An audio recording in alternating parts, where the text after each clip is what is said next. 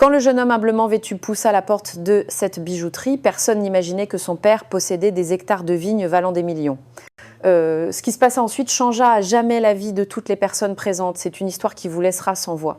C'était un samedi matin lorsque Mathieu poussa la porte vitrée de la bijouterie Éclat d'Or, située sur le prestigieux cours de l'Intendance, au cœur de Bordeaux. Le tintement délicat de la clochette annonça son entrée dans ce qui semblait être un autre monde. Les murs étaient lambrissés d'un bois élégant, tandis que des lumières tamisées illuminaient des centaines de bijoux exposés dans des vitrines de cristal impeccables. Mathieu s'arrêta un instant, se sentant soudainement déplacé. Il portait sa chemise à carreaux habituelle, que sa mère avait soigneusement repassée, et un Jean qui montrait les signes d'une vie simple mais digne. Ses 20 ans se reflétaient dans un regard encore naïf mais déterminé. Il avait économisé pendant des mois.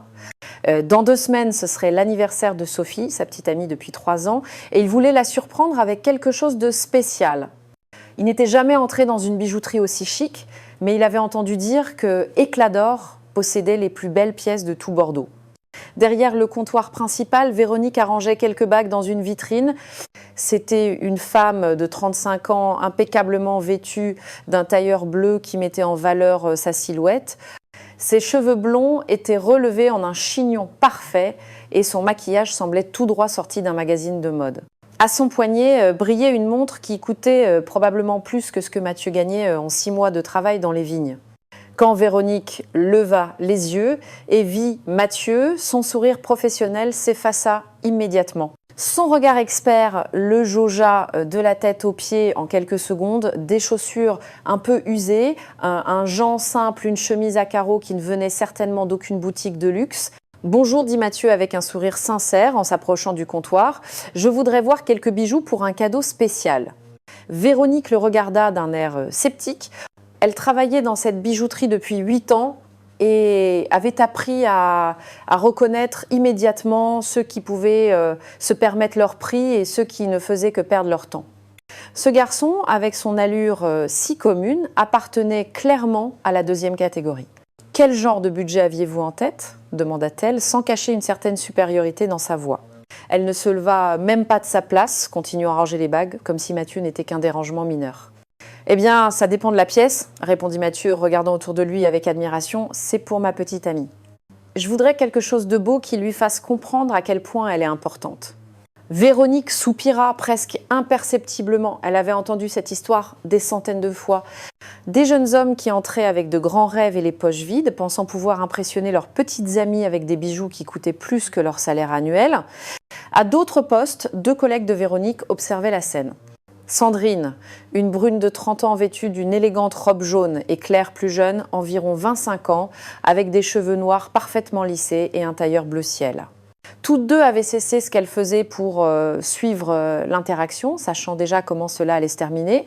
« Regardez », dit Véronique en se levant enfin, mais en gardant une distance de sécurité par rapport au comptoir. « Nous avons quelques pièces plus accessibles dans la section ici à gauche. Devriez-vous commencer par là ?» indiqua-t-elle vers une petite vitrine dans un coin où étaient exposés des bijoux clairement moins précieux. Des bagues avec de petites pierres, des colliers fins, des boucles d'oreilles simples qui semblaient presque déplacées dans cet environnement. Mathieu suivit son geste et s'approcha de la vitrine indiquée. Les bijoux étaient jolis, certes, mais ce n'était pas ce qu'il avait en tête.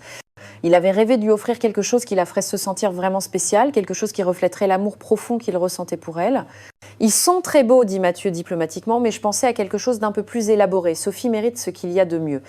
Les 3 femmes échangèrent un regard éloquent. Sandrine haussa légèrement les sourcils, tandis que Claire dut retenir un rire.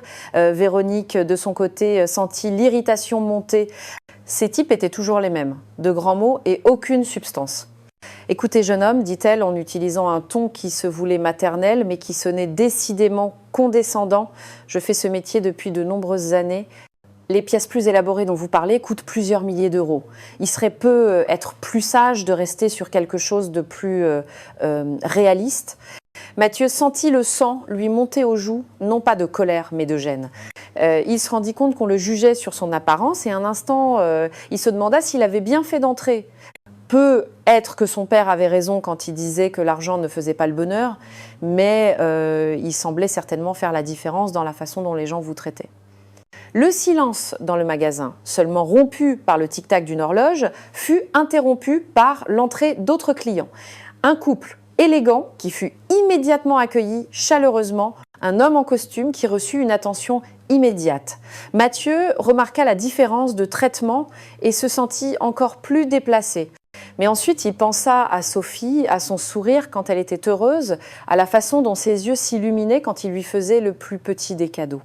Elle méritait d'être traitée comme une reine, au moins une fois. « Je comprends votre inquiétude, dit Mathieu en redressant les épaules et en regardant Véronique dans les yeux.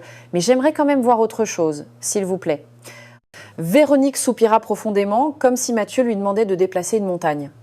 Avec des mouvements délibérément lents, elle s'approcha d'une vitrine centrale, mais pas celle avec les pièces les plus précieuses. Elle choisit plutôt une section intermédiaire où étaient exposés des bijoux qui, bien que de qualité supérieure à ceux qu'elle avait montrés initialement, étaient clairement les moins chers parmi ceux considérés comme de milieu de gamme. « Voilà, dit-elle d'un ton qui ne cachait pas son ennui, ce sont certaines de nos pièces les plus populaires. Le mot populaire sortit de sa bouche comme s'il avait un goût amer. Mathieu s'approcha de la vitrine, les yeux brillants d'espoir. Il y avait un collier avec un petit pendentif en forme de cœur, des boucles d'oreilles avec des pierres qui captaient la lumière, un bracelet délicat. Ils étaient certainement plus beaux que ceux qu'il avait vus auparavant, mais Mathieu sentait encore qu'ils n'étaient pas assez spéciaux.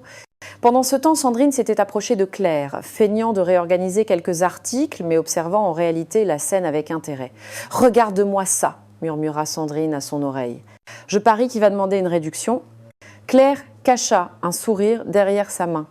Elle n'avait que 25 ans, mais elle avait déjà appris de ses collègues plus expérimentés à reconnaître les clients problématiques, ceux qui faisaient perdre du temps sans rien acheter ou, pire encore, ceux qui négociaient les prix comme s'ils étaient au marché aux puces. « Combien coûte ce collier ?» demanda Mathieu en désignant la pièce qui avait le plus attiré son attention. « 450 €, répondit Véronique sans même regarder le prix, comme si elle le connaissait par cœur. Son ton suggérait clairement que ce chiffre aurait dû clore immédiatement la conversation. Mathieu sentit un nœud se former dans son estomac. C'était une somme considérable, bien plus que ce qu'il avait initialement prévu de dépenser. Mais il pensa à toutes les heures qu'il avait passées à travailler dans les vignes pour économiser cet argent, au sacrifice qu'il avait fait. Sophie valait chaque centime. « Il est très beau, dit Mathieu en étudiant le collier de plus près. Mais avez-vous quelque chose d'encore plus spécial, quelque chose de vraiment unique ?» Les yeux de Véronique se durcirent, ce garçon commençait vraiment à l'irriter. D'abord, il posait des questions sur les pièces chères, puis il semblait préoccupé par un collier à 450 €, et maintenant il voulait voir quelque chose d'encore plus spécial. C'était clairement un de ses clients qui faisait perdre un temps précieux. « Écoutez, dit Véronique en croisant les bras, nos pièces les plus exclusives commencent à au moins 2000 €. Je ne pense pas que ce soit ce que vous cherchez, étant donné que vous sembliez déjà inquiet pour ce collier. » Les mots de Véronique résonnèrent dans le magasin comme une gifle. Mathieu sentit ses joues rougir, non seulement de gêne, mais aussi d'humiliation d'être si ouvertement rabaissé. Il regarda autour de lui et remarqua que même les autres clients présents commençaient à prêter attention à la conversation. Un homme distingué d'une cinquantaine d'années, vêtu d'un costume gris parfaitement repassé, leva les yeux des boutons de manchette qu'il examinait. Une dame élégante aux cheveux argentés cessa de parler avec une autre vendeuse pour mieux écouter. Mathieu se sentit comme sous les projecteurs, exposé au jugement de tous. « Ce n'est pas une question d'inquiétude, dit Mathieu, en essayant de garder sa voix ferme malgré l'agitation croissante. C'est juste que je veux être sûre de choisir le cadeau parfait. » Sandrine ne put retenir un petit rire qu'elle essaya de masquer par une toux. « Pardon, dit-elle sans paraître le moins du monde désolée. » Claire, encouragée par la réaction de sa collègue, s'approcha du groupe. « Peut être, dit-elle avec un sourire qui se voulait aimable mais qui suintait la condescendance, devriez-vous envisager de regarder dans d'autres magasins. Il y a des bijouteries plus adaptées à différents types de budgets dans la zone commerciale hors du centre-ville. » C'était une suggestion venimeuse, déguisée en conseil amical.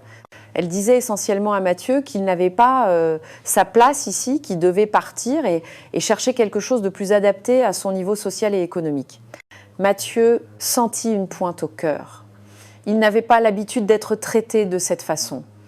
Dans son village natal, tout le monde le connaissait et le respectait. Son père lui avait toujours appris que le respect se gagnait par l'honnêteté et le travail acharné, non par des vêtements coûteux ou les apparences. « J'apprécie le conseil, dit Mathieu, la voix tremblante, mais je préférerais continuer à regarder ici. » Véronique lança un regard éloquent à ses collègues. Il était clair qu'elles perdaient leur temps avec ce garçon têtu qui ne voulait pas accepter la réalité de sa situation. Regardez, dit-elle, son ton maintenant ouvertement impatient. Je ne veux pas vous faire perdre votre temps. Nos clients habituels savent exactement ce qu'ils veulent et ce qu'ils peuvent se permettre.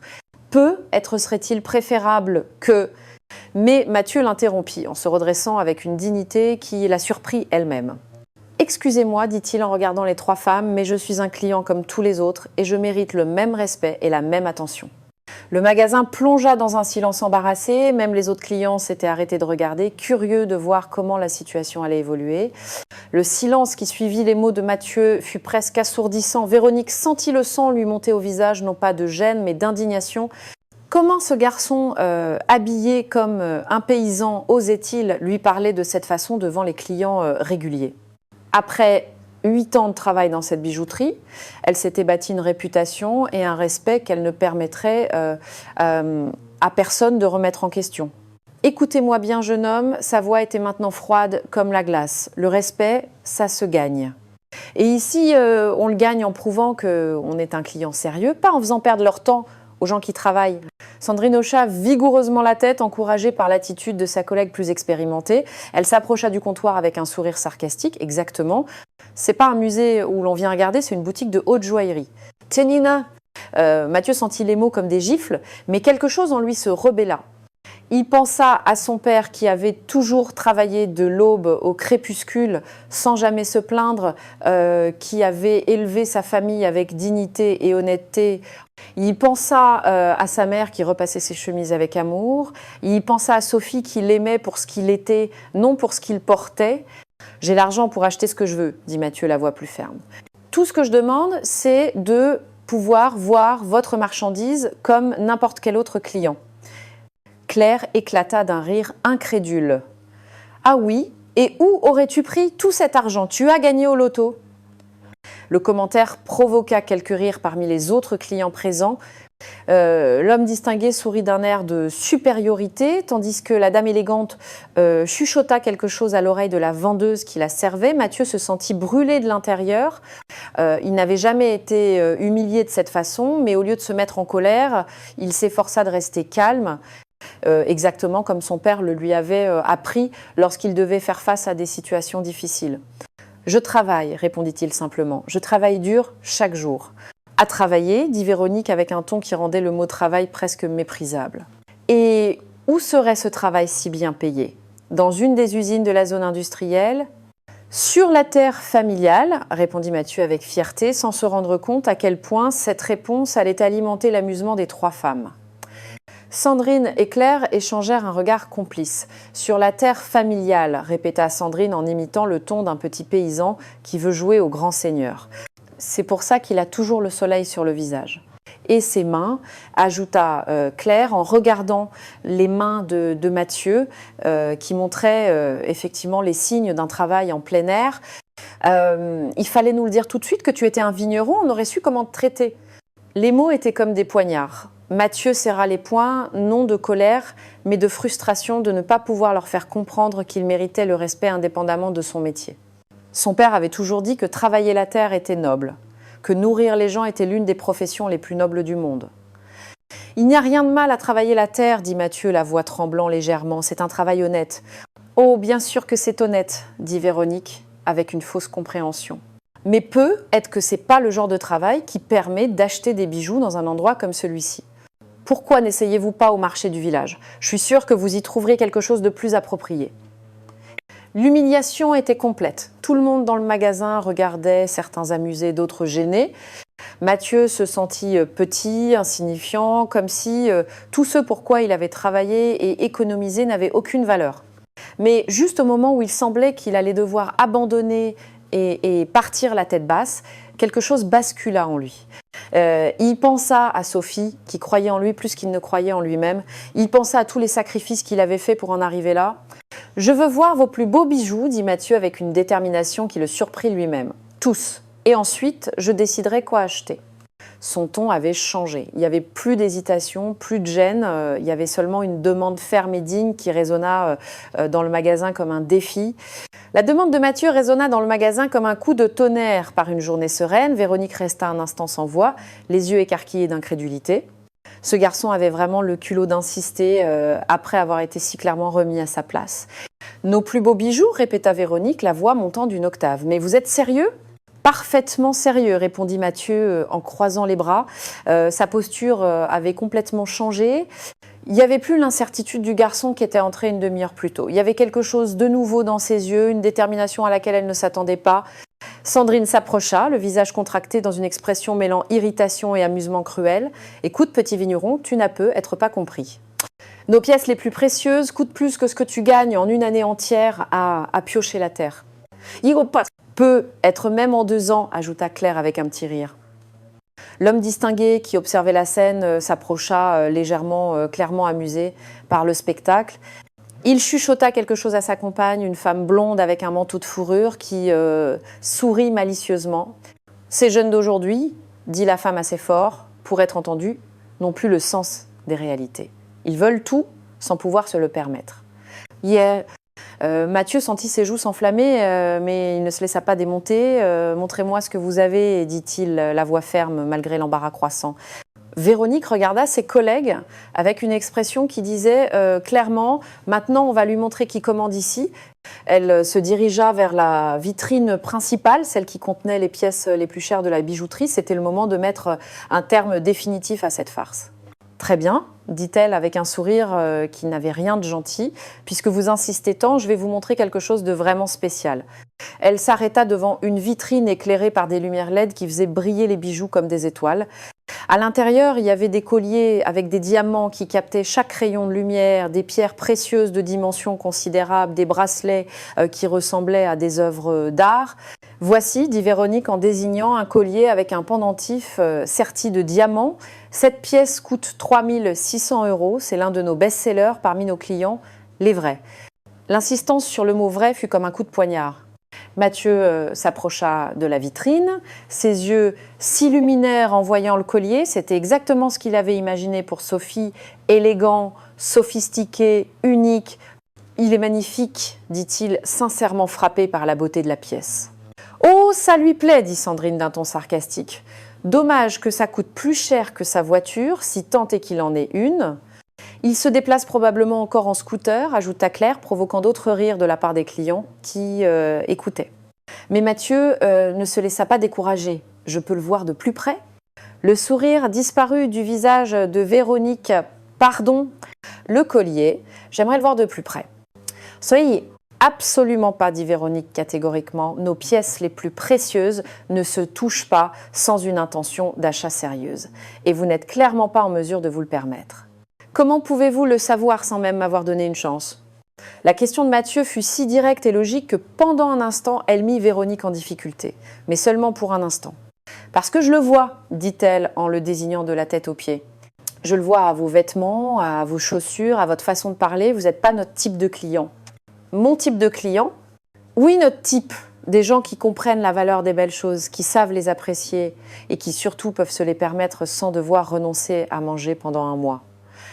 La dernière phrase provoqua un rire général dans le magasin. Même les autres clients qui étaient entrés entre-temps s'étaient arrêtés pour écouter, transformant ce qui aurait dû être une simple visite en bijouterie en un spectacle d'humiliation publique. Mathieu regarda tous ces visages qui le fixaient avec supériorité, toutes ces personnes qu'il avait jugées sans le connaître. Il sentit une rage silencieuse monter en lui, mais ce n'était pas une colère destructrice, c'était la détermination de leur prouver qu'ils avaient tort.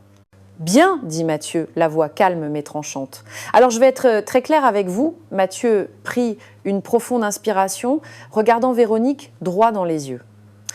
Le moment qu'il avait redouté toute la matinée était arrivé, mais il n'avait plus peur. La rage silencieuse qui avait grandi en lui s'était transformée en une détermination de fer.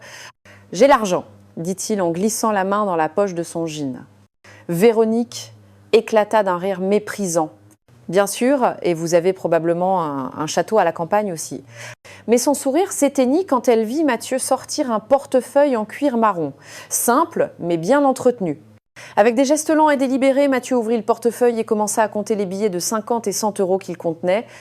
Le silence dans le magasin devint soudainement pesant, Sandrine arrêta de ricaner, Claire ouvrit grand la bouche. Et même les autres clients se rapprochèrent pour mieux voir. 1, 2, 3, Mathieu commença à compter les billets à haute voix, les posant sur le comptoir en verre 4, 5, 6. Véronique sentit un nœud se former dans son estomac.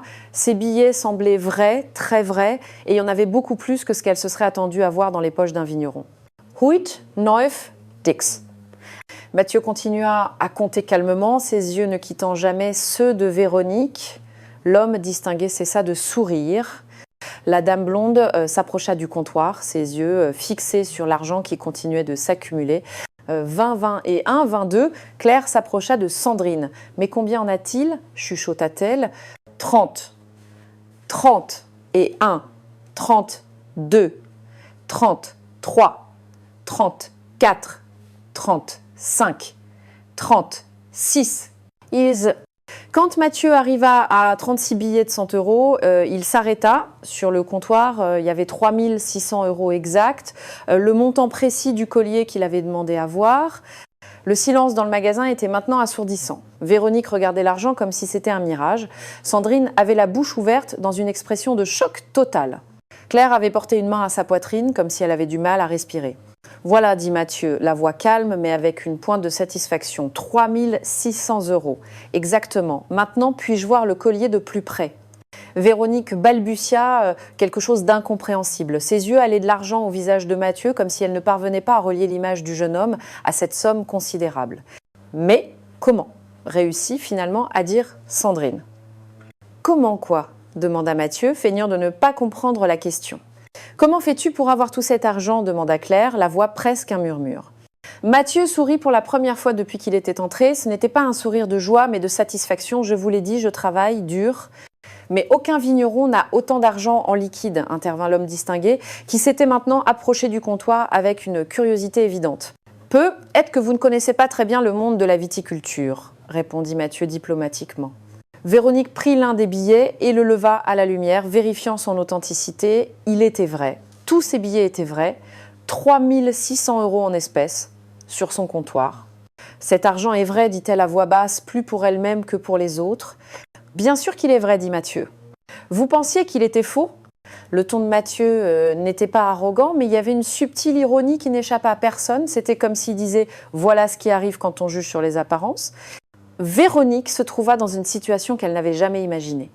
Elle avait passé les 30 dernières minutes à humilier ce garçon, à lui dire qu'il ne pouvait pas se permettre leurs bijoux, à lui suggérer d'aller voir ailleurs.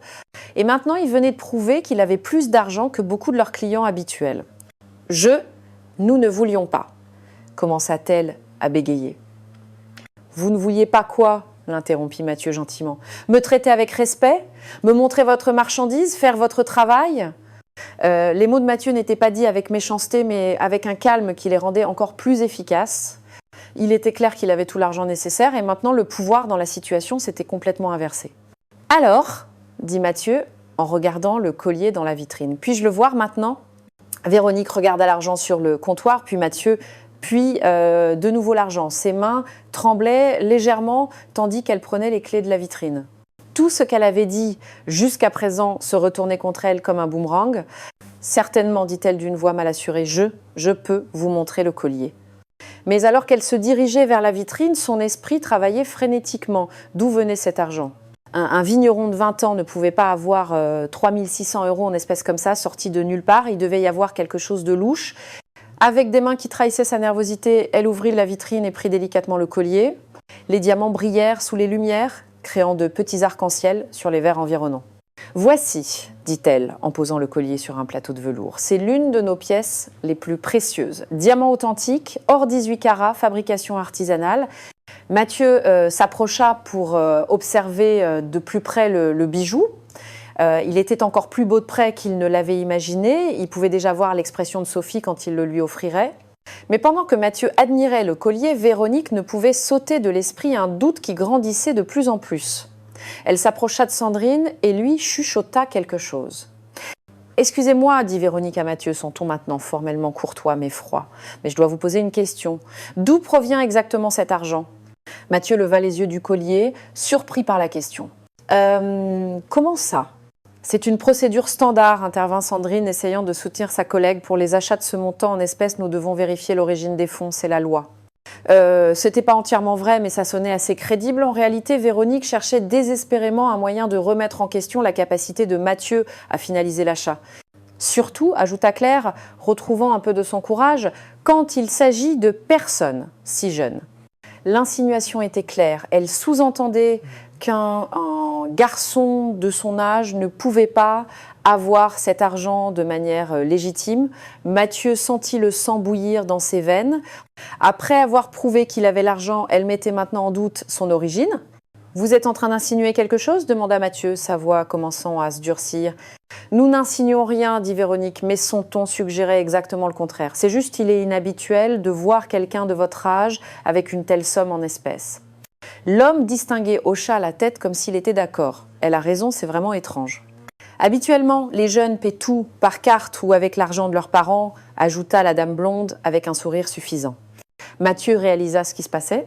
Non seulement elle l'avait humilié pour son apparence, mais maintenant qu'il avait prouvé qu'il avait l'argent, elle mettait en doute son origine. C'était la goutte d'eau. « Mon argent est gagné honnêtement par le travail, dit Mathieu, la voix ferme mais contrôlée. Quel genre de travail permet à un garçon de 20 ans d'avoir 3 600 € en espèces ?» insista Véronique. « Je vous l'ai déjà dit, je travaille sur la terre familiale. »« Et combien gagne un ouvrier agricole ?» demanda Sandrine d'un ton sceptique. Mathieu se sentit piégé. S'il disait la vérité sur les revenus de sa famille, personne ne le croirait. S'il mentait, elle continuerait de douter de lui. « Assez pour me permettre ce collier, répondit-il évasivement. « Cela ne répond pas à ma question, dit Véronique en croisant les bras. Vous savez, nous avons une réputation à maintenir. Nous ne pouvons pas vendre des bijoux coûteux sans être sûrs que... Que quoi ?» l'interrompit Mathieu, sa patience commençant à s'épuiser. « Que tout est en règle, conclut Véronique. » Le silence qui suivit fut électrique. Mathieu regarda les 3 femmes, puis les autres clients qui continuaient à écouter chaque mot. Il se rendit compte que, quoi qu'il fasse, ces gens trouveraient toujours un moyen de douter de lui. « Vous êtes en train de dire que mon argent n'est pas propre ?» demanda Mathieu, la voix maintenant clairement irritée. « Nous ne disons pas ça, répondit rapidement Véronique, mais comprenez notre position. »« Non, je ne la comprends pas, dit Mathieu en se levant de toute sa hauteur. D'abord, vous m'avez maltraité à cause de mes vêtements. Ensuite, quand j'ai sorti l'argent, vous doutez de son origine. Que dois-je faire pour être traité comme un client normal ?» Sa frustration était palpable et pour la première fois depuis le début de la scène, certains des présents commencèrent à regarder les vendeuses avec désapprobation. La tension dans le magasin était maintenant à son comble. Mathieu sentait les yeux de tous sur lui, mais cette fois, tous ne le regardaient pas avec mépris. Certains clients semblaient commencer à éprouver de la sympathie pour lui, voyant comment il était traité, malgré avoir prouvé qu'il pouvait payer. « Écoutez, dit Mathieu en respirant profondément pour retrouver son calme, je travaille dans les vignes familiales depuis que je suis enfant. Mon père m'a toujours enseigné la valeur de l'argent. » Il s'arrêta un instant, regardant chacune des 3 femmes dans les yeux. « Chaque euro que vous voyez sur ce comptoir est le fruit de Levers à 5 h du matin, de journées passées sous le soleil, demain salle de terre. C'est pas de l'argent volé, c'est pas de l'argent de la drogue, c'est pas l'argent de mes parents, c'est le mien. » La passion dans sa voix toucha même les plus sceptiques. Une dame âgée qui regardait des bracelets s'approcha, clairement touchée par ces paroles. « Bravo, jeune homme, dit-elle. » Le travail honnête ne devrait jamais être une source de honte. Véronique se sentit soudainement mise en difficulté. Le soutien qu'elle avait reçu des autres clients commençait à vaciller et elle devait maintenant trouver un autre moyen de justifier son comportement. « C'est juste que, comprenez bien, 3 600 €, c'est beaucoup d'argent pour quelqu'un de votre âge, dit-elle, en essayant de paraître raisonnable. « Et alors ?» répliqua Mathieu. « Quel est l'âge minimum pour acheter un bijou? Est-il écrit quelque part que je dois avoir 40 ans pour pouvoir offrir un collier à ma petite amie ?» Claire s'interposa, essayant de sauver la situation. « C'est pas une question d'âge, mais de responsabilité financière. Peut-être devriez-vous y réfléchir à 2 fois avant de dépenser tout cet argent. » Mathieu la regarda, incrédule. « Qui vous a dit que c'était tout mon argent ?» Le commentaire fit mouche. Les 3 femmes échangèrent des regards inquiets. Si ce n'était pas tout son argent, combien en avait-il? De plus, continua Mathieu, qu'est-ce qui vous fait penser que je n'ai pas longuement réfléchi avant de venir ici? Vous croyez que je me suis réveillée un matin et que j'ai décidé de dépenser 3 600 € sur un coup de tête? Il s'approcha du collier, le regarda avec tendresse. Dans 2 semaines, c'est l'anniversaire de la personne que j'aime le plus au monde, Sophie. Nous sommes ensemble depuis 3 ans. Elle m'a toujours soutenue, elle a toujours cru en moi, même quand d'autres me regardaient de haut. Sa voix se fit plus douce. Elle mérite quelque chose de spécial, elle mérite de se sentir comme une princesse. Et si je dois travailler 12 heures par jour pour lui offrir cela, je le fais volontiers. Le magasin était complètement silencieux. Même Véronique semblait émue malgré elle. Mais juste au moment où la situation semblait tourner en faveur de Mathieu, la porte s'ouvrit avec le tintement familier de la clochette. Un homme d'environ 45 ans, vêtu d'un costume sombre impeccable, s'approcha du groupe. Ses cheveux grisonnants étaient parfaitement coiffés et la montre en or à son poignet brillait sous les lumières du magasin.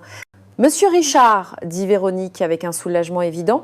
C'était le directeur de la bijouterie, Stéphane Richard. « Que se passe-t-il ici ?» « Monsieur Richard, répéta Sandrine, nous vérifions simplement quelques procédures standards pour un achat important. » Mathieu regarda l'homme qui s'approchait d'un pas assuré. Il avait l'apparence de quelqu'un habitué à commander, quelqu'un qui ne perdait pas de temps en courtoisie. « Des procédures standards, dit monsieur Richard, en observant l'argent sur le comptoir. Et de quel type d'achat parlons-nous ? 3 600 €, dit Claire rapidement. Ce monsieur voulait acheter le collier Étoile du matin. Monsieur Richard regarda Mathieu de la tête aux pieds avec la même expression évaluatrice que ses employés avaient utilisée. Mathieu se prépara mentalement à devoir affronter une autre série de jugements. « Et où est le problème ?» demanda monsieur Richard. « Eh bien, monsieur, il est très jeune et nous ne sommes pas sûrs. »« Sûr de quoi ?» interrompit monsieur Richard d'un ton sec.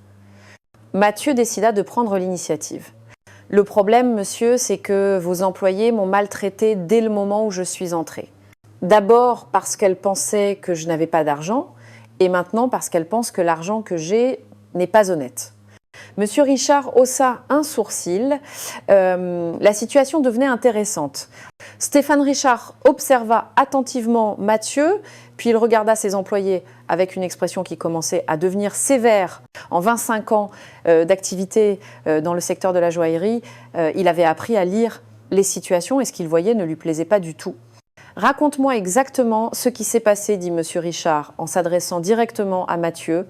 Mathieu prit une profonde inspiration. C'était sa chance de dire la vérité sans être interrompu. « Je suis entrée ici il y a 1 heure, à la recherche d'un cadeau pour ma petite amie. Dès le premier instant, vos employés m'ont regardé avec mépris. Elles ne m'ont montré que les bijoux les moins chers en me suggérant d'aller dans d'autres magasins plus adaptés. » Monsieur Richard écoutait en silence, ses yeux se déplaçant entre Mathieu et les 3 femmes qui commençaient à paraître de plus en plus mal à l'aise. Quand j'ai insisté pour voir quelque chose de plus beau, elles se sont moquées de mon travail, m'appelant petit vigneron et me disant que je devrais aller au marché du village pour mes achats. Monsieur Richard, intervint Véronique, nous ne faisions que. Silence, dit monsieur Richard sèchement, sans même la regarder. Continue, dit-il à Mathieu. Quand j'ai finalement sorti l'argent pour prouver que je pouvais me permettre le collier, au lieu de s'excuser, elles ont commencé à remettre en question l'origine de mon argent, insinuant qu'il était illégal. Le visage de monsieur Richard s'assombrissait de plus en plus.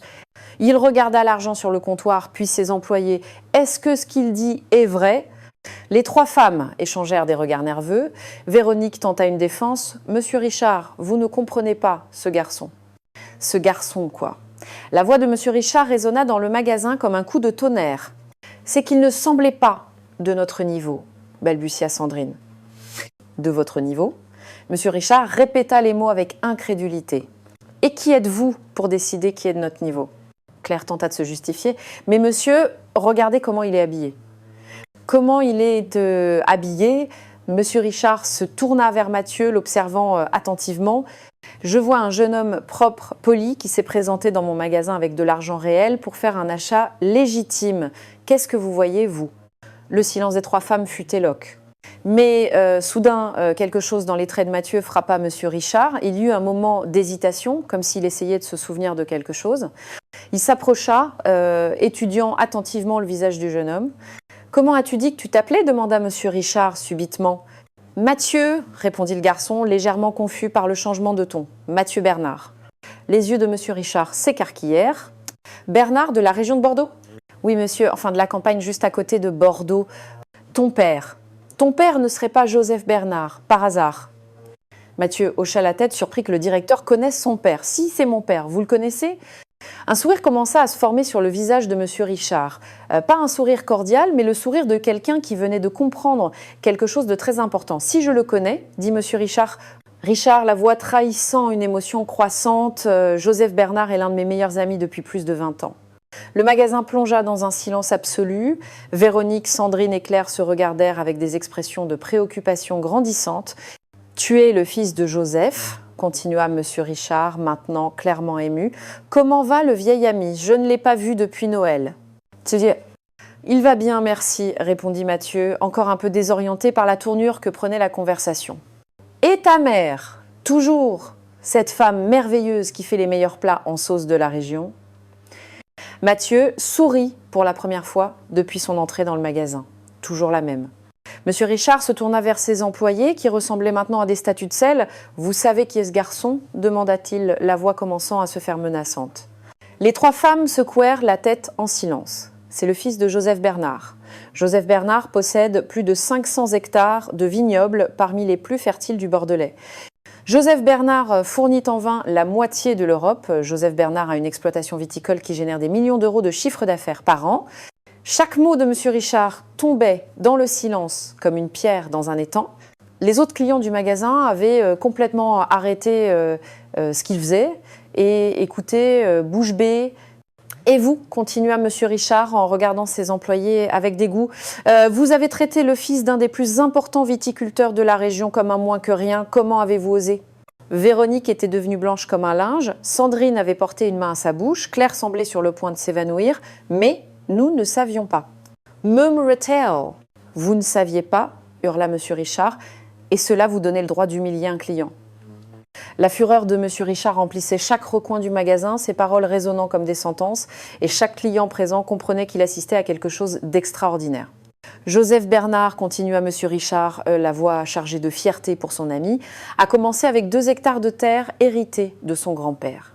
Par le travail, le sacrifice et l'intelligence, il a bâti un empire viticole. Ses vins sont sur les tables des meilleurs restaurants de Paris. Ses bouteilles s'exportent dans le monde entier. Mathieu écoutait avec émotion. Rarement avait-il entendu quelqu'un parler de son père avec autant de respect et d'admiration. « Et vous savez ce qu'il y a de plus beau chez Joseph ?» continua Monsieur Richard, fixant ses employés. Malgré tout le succès, malgré la richesse, il est resté l'homme simple et authentique qu'il a toujours été. Il vit dans la même maison que lorsqu'il était pauvre, conduit la même voiture depuis 10 ans et a élevé son fils avec les mêmes valeurs d'humilité et d'honnêteté. Il se tourna vers Mathieu avec une affection paternelle. Voilà pourquoi ce garçon est habillé simplement. Voilà pourquoi il ne fait pas étalage de sa richesse. Parce que son père lui a appris que la valeur d'une personne ne se mesure pas aux vêtements qu'elle porte, mais au cœur qu'elle possède. Véronique tremblait. 20 ans de carrière partaient en fumée sous ses yeux. Monsieur Richard, nous ne pouvions pas savoir. Vous n'aviez pas à savoir, explosa Monsieur Richard. Votre travail est de traiter chaque client avec respect, peu importe qui il est ou comment il est habillé. Votre travail est de vendre des bijoux, pas de juger les gens. Il s'approcha du comptoir où l'argent de Mathieu était encore exposé, 3 600 € en espèces. Vous savez ce que cela représente pour la famille Bernard? Ce que vous et moi dépensons pour faire les courses en une semaine.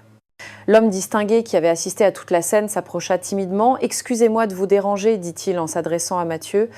Mais vous êtes vraiment le fils de Joseph Bernard, celui dont le domaine produit le château Bernard ?»« Oui, répondit simplement Mathieu. »« Mon Dieu, dit l'homme, je bois votre vin à chaque grande occasion. C'est le meilleur que j'ai jamais goûté. » D'autres clients commencèrent à s'approcher, regardant maintenant Mathieu avec une curiosité respectueuse. La transformation était complète. De petits vignerons méprisés à fils d'une famille respectée et admirée. Mais Richard n'avait pas fini. Il se tourna de nouveau vers ses employés avec des yeux de feu. « Et vous, dit-il d'une voix glaciale, vous avez eu le courage d'insinuer que son argent était sale, l'argent le plus propre qui soit. » Gagné à la sueur de son front, par la fatigue en nourrissant les gens, Claire éclata en sanglots. « Monsieur Richard, pardonnez-nous, nous avons eu tort. Vous avez fait pire qu'avoir tort. Vous avez déshonoré ce magasin, vous m'avez déshonoré et surtout vous avez manqué de respect à un jeune homme qui vaut 10 fois plus que vous. » Sandrine tenta un dernier appel. « Monsieur, donnez-nous une autre chance. »« Une autre chance ?» Monsieur Richard la regarda avec mépris. Joseph Bernard m'a amené au moins 20 clients ici, des clients qui ont dépensé des dizaines de milliers d'euros, et vous avez traité son fils comme un mendiant. Il se tourna vers Mathieu, son ton changeant complètement, devenant chaleureux et affectueux. « Mathieu, mon garçon, je suis infiniment désolée pour ce que tu as dû endurer. C'est pas la façon dont ma famille traite la famille Bernard. Ne vous inquiétez pas, dit Mathieu avec une générosité qui surprit tout le monde. Je sais que vous n'y êtes pour rien. Si, je dois m'en inquiéter, insista monsieur Richard. Ton père m'a toujours dit que tu es ce dont il est le plus fier. Maintenant, je comprends pourquoi. Il prit le collier du plateau et le plaça délicatement dans les mains de Mathieu. Ce collier est à toi. C'est un cadeau de la maison. C'est le moins que je puisse faire après ce que tu as subi. Oh non, monsieur, dit Mathieu, je veux le payer. Je suis venu ici pour acheter un cadeau pour Sophie, pas pour accepter la charité. Monsieur Richard sourit. Voilà, exactement ce qu'aurait dit ton père. Mais son sourire s'effaça lorsqu'il se tourna vers ses employés pour la dernière fois. Vous trois, dit-il d'une voix tranchante comme une lame, vous êtes licenciés, immédiatement. Le silence qui suivit fut total, l'heure du jugement final était arrivée, les mots de monsieur Richard tombèrent comme un coup près. Vous êtes licenciés, immédiatement. Véronique chancela comme si elle avait reçu une gifle. 8 ans de carrière, sa réputation, son salaire, tout s'était évanoui en un instant. « Monsieur Richard, je vous en prie, murmura-t-elle d'une voix brisée. J'ai une famille, un crédit à payer. Vous auriez dû y penser avant de vous comporter comme une snob arrogante, répondit monsieur Richard sans pitié. Sandrine et Claire éclatèrent toutes deux en larmes, mais monsieur Richard ne montra aucune compassion. « Rassemblez vos affaires, je veux que vous soyez partis d'ici dans 10 minutes. » Mathieu, malgré tout ce qu'il avait subi, sentit une pointe de pitié. Elles avaient été cruelles, mais maintenant elles semblaient si vulnérables, si anéanties. « Monsieur Richard, dit-il doucement, peut être qu'elle pourrait avoir une seconde chance pour tout le monde. » Monsieur Richard le regarda avec étonnement. « Mathieu, après tout ce qu'elles t'ont fait, tu les défends ?»« Je ne les défends pas, » expliqua Mathieu. Je dis juste que peut-être elles ont appris la leçon. Et moi, je suis ici pour acheter un collier pour Sophie, pas pour ruiner la vie des gens. » Le geste de Mathieu laissa tout le monde sans voix. Véronique le regarda à travers ses larmes, réalisant la grandeur d'âme de cette personne qu'elle avait traitée avec tant de mépris. Monsieur Richard secoua la tête. « Tu es bien le fils de ton père. » « Mais non, Mathieu, certaines leçons coûtent cher et celle-ci en est une. » Il se tourna vers les trois femmes une dernière fois. « Peut-être qu'à l'avenir, vous vous souviendrez de traiter chaque personne avec respect, quelles que soient les apparences. Maintenant, Zortis. » Pendant que les 3 ex-employés rassemblaient leurs affaires en silence, monsieur Richard s'occupa personnellement de Mathieu. Il prit le collier et l'enveloppa délicatement dans une boîte luxueuse. J'insiste pour que ce soit un cadeau, Mathieu. C'est ma façon de m'excuser au nom de l'entreprise. Et moi, j'insiste pour le payer, répondit Mathieu avec fermeté. Mon père m'a toujours appris que les plus belles choses sont celles pour lesquelles on a travaillé dur. Monsieur Richard sourit et accepta l'argent. Joseph a élevé un fils merveilleux. Alors que Mathieu finalisait l'achat, d'autres clients s'approchèrent pour le féliciter de son sang-froid et de sa dignité. L'homme distingué lui serra la main. « Vous êtes un exemple pour nous tous, dit-il sincèrement. » La dame âgée qui l'avait défendu plus tôt lui toucha le bras. « Votre Sophie est une fille chanceuse d'avoir un fiancé comme vous. » Mathieu sourit, ressentant enfin la joie qu'il avait imaginée en planifiant cette surprise. Le collier était encore plus beau qu'il ne l'avait rêvé et maintenant il avait une histoire à raconter. Une histoire de dignité, de persévérance et de justice. « Passe le bonjour à ton père, dit monsieur Richard en raccompagnant Mathieu vers la porte. Et dis-lui que je passe dîner chez lui la semaine prochaine. Je veux entendre cette histoire de son point de vue. »« Je le ferai, promit Mathieu. Et merci pour tout. » Alors que Mathieu sortait du magasin, il se retourna une dernière fois. Véronique, Sandrine et Claire sortaient par la porte de service avec leur carton. Véronique croisa son regard un instant et Mathieu vit dans ce regard quelque chose qui n'y était pas auparavant. Le respect. Mathieu monta sur son vieux scooter, le même qu'il utilisait pour aller aux vignes chaque matin, et rentra chez lui. Dans sa sacoche, il avait le plus beau collier qu'il ait jamais vu, mais surtout, il avait la certitude d'avoir gardé sa dignité intacte. 2 semaines plus tard, le jour de l'anniversaire de Sophie, Mathieu lui offrit le collier lors d'un dîner romantique dans une petite auberge du village. Quand il lui raconta toute l'histoire, Sophie pleura. Non pas pour le collier, mais par fierté d'aimer un homme tel que lui. « Peu importe ce que les autres pensent, dit-elle en lui caressant la joue. Ce qui compte, c'est ce que tu as ici. » Et elle posa sa main sur son cœur. Et Mathieu comprit qu'il avait fait le bon choix. Il n'avait pas cédé, il n'avait pas perdu son sang-froid, il n'avait pas renoncé à ses valeurs. Il avait prouvé que la vraie richesse ne réside pas dans l'argent que l'on possède, mais dans le caractère que l'on démontre quand on est mis à l'épreuve. L'histoire de Mathieu à la bijouterie devint une légende dans la région, et chaque fois que quelqu'un la racontait, il ajoutait toujours la même morale. Ne jugez jamais une personne sur les apparences, car vous pourriez découvrir qu'elle vaut bien plus que ce que vous pensez.